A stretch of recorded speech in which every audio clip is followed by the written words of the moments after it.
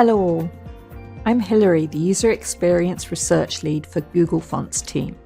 With me today is my colleague in Google Fonts, Dave Crossland. Also here is Michael Gilbert, the User Experience Researcher who led the research design and conducted our first experiment. We will introduce variable fonts as a technology for typography, describing how we defined and measure the readability of texts produced using typographic variations. Reading dark text on a light background is called light mode.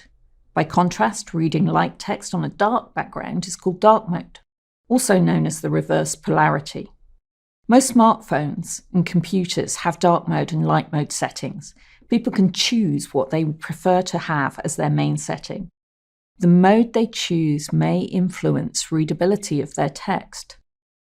We're going to describe two research experiments where collectively 459 people were timed successfully reading different typographical presentations of a variable font called RobotoFlex.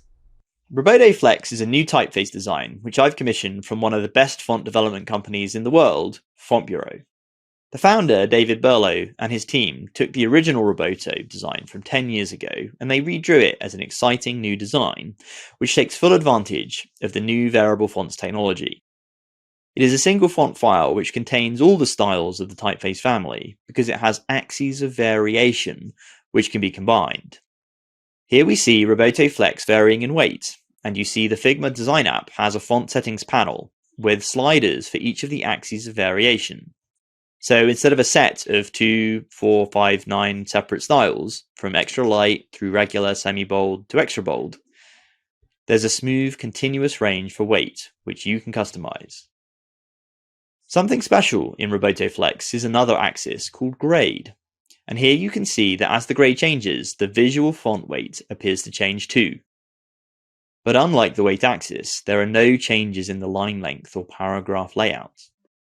So what's special about these grade styles is that they all have the same layout metrics. So line breaks and whole paragraphs do not change as you change between different grade styles.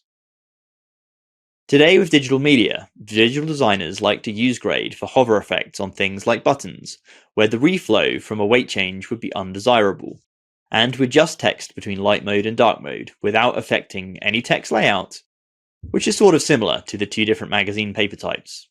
So with that in mind, the specific question we wanted to answer with this research was, does the grade font characteristic need to be different in light mode versus dark mode to ensure an equivalent reading experience across both modes?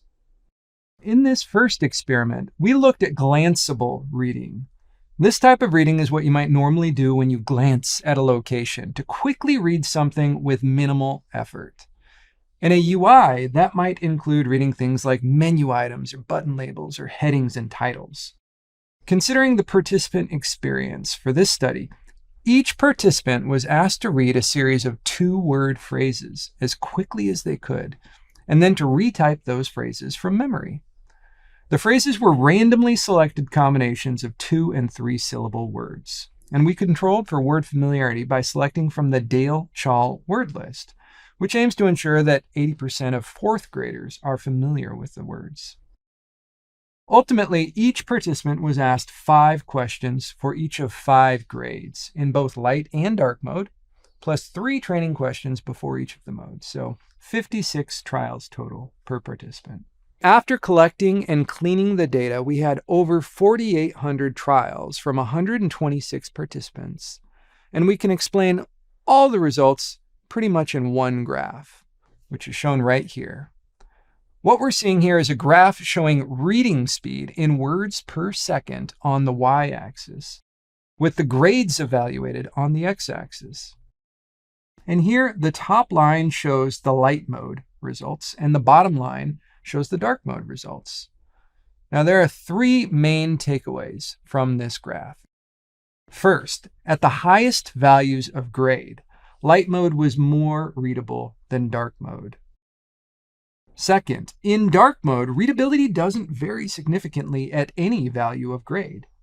And third, readability does vary significantly between light mode and dark mode at higher grade values, at least above the grade value of 62 in this data.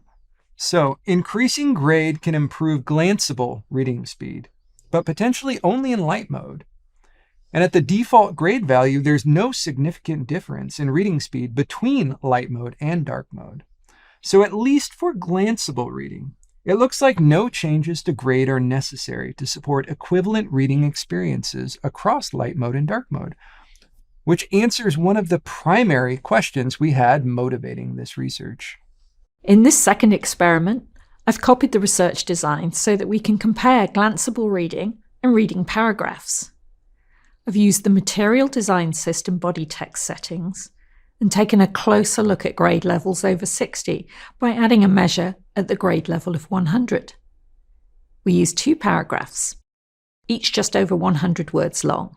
Each paragraph was shown to our readers in both dark and light mode. We counterbalanced the presentation order and polarity across participants. Every one of our 333 participants read in both the light and dark mode at one grade level, then successfully answered questions about paragraph content, demonstrating that they'd actually read the content. We also asked our readers what their current phone displays and their preference for either light or dark mode. What you're seeing in this graph is the fluency in words per second for reading the paragraph and successfully answering the questions. The higher line is reading fluency for the light mode, and on the lower line is reading fluency for the dark mode. There is a main effect of mode on reading fluency. We did not detect an effect of grade. We tracked and saw expected effects like a decrease in fluency with age, and when people are interested in the topic of the paragraph, they read more slowly. We did not see a significant impact of grade for paragraph reading. For the settings we used, manipulating grade made no detectable impact on reading fluency. As well as measuring reading fluency in words per second, we asked the paragraph reader about their experience. What mode are their phones typically set in? About a third normally use dark mode, and a third normally use light mode. The remaining third switch between the modes or do not know how their phone normally displays the text. How did they prefer reading the paragraphs that they had just read in the study? A third preferred reading light mode, a third dark mode, and 1/3 had no preference. Which paragraph did they think was visually clearer? More than a third felt one mode was clearer, dark or light. Opinions about visual clarity do not map to reading preferences or performance. There's no dominant preference for the use of light mode, despite the clear fluency advantage they demonstrate during the experiments. In summary, these 2 studies, with a total of 459 participants, we examined the effect of varying grade levels on both glancing and paragraph reading activities in light and dark modes. With the settings used for our studies, we found that dark text on a light background, light mode, is more readable, but not considered more visually clear or preferred by a majority of people. We did not find an effect of grade for paragraph reading, and we found an effect for the higher levels of grade for glanceable reading on computers. Using the material design settings, designers can use grade for typographical effects without concern for the notable adverse impact on readability.